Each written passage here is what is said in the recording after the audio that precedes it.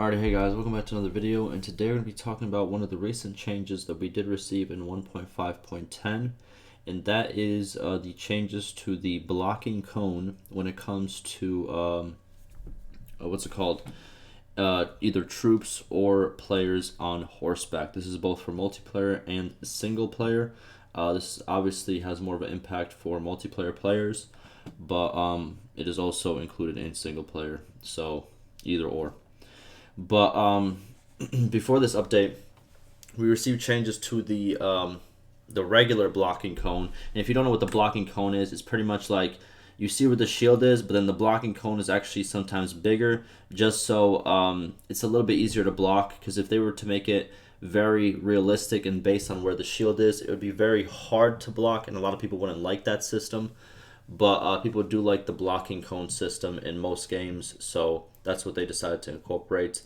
Talking about the previous changes to the blocking cone, it was the blocking cone when players or troops were on foot, so it's a little bit different. What's it called? This area looked a lot different. But what they did with the changes when it came to the infantry version, they pretty much made it more directional and also smaller. Kind of the same thing that they're doing here, just to kind of, still give you that little extra wiggle room on your blocks, but also make it so you can't just block everything super easy. You have to actually put some effort into it.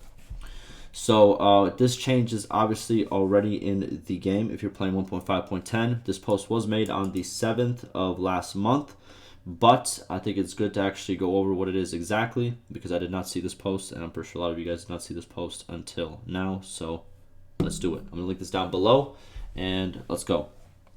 So the dev states, coming with the next beta 1.5.10, I adjusted the shield blocking cones for cavalry by adding new cav-only parameters to the XML file. Good.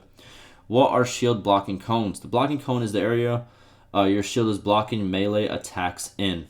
Right over here. This, what's it called? I guess this box with the X, right?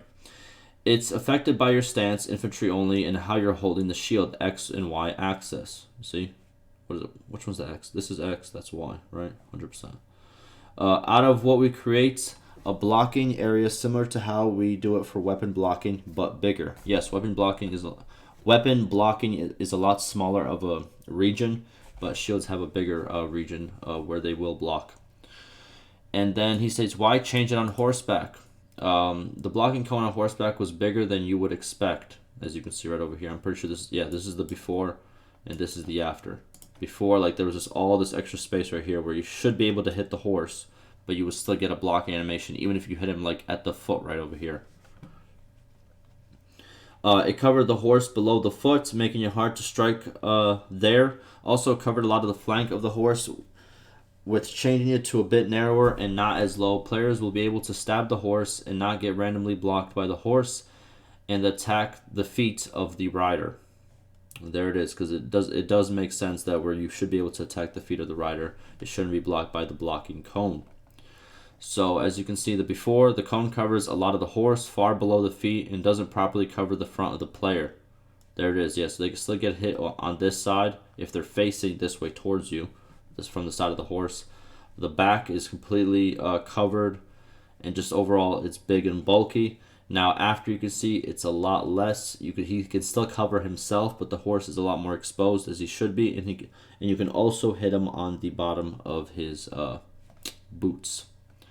So he states, after the cone now mostly only covers the rider's body and barely the feet. Keep in mind that this debug view doesn't take the angle of the shield into account. Yes, that also matters, how you angle the shield, and all of that goes into account as well. In game, the player will need to angle/move the shield to cover certain areas properly.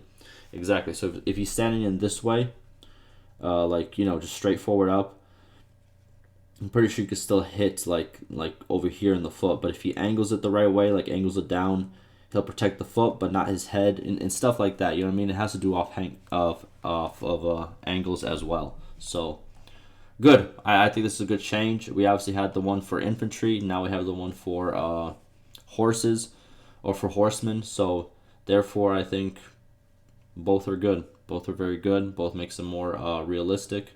Not too far realistic, but realistic enough to make for good gameplay.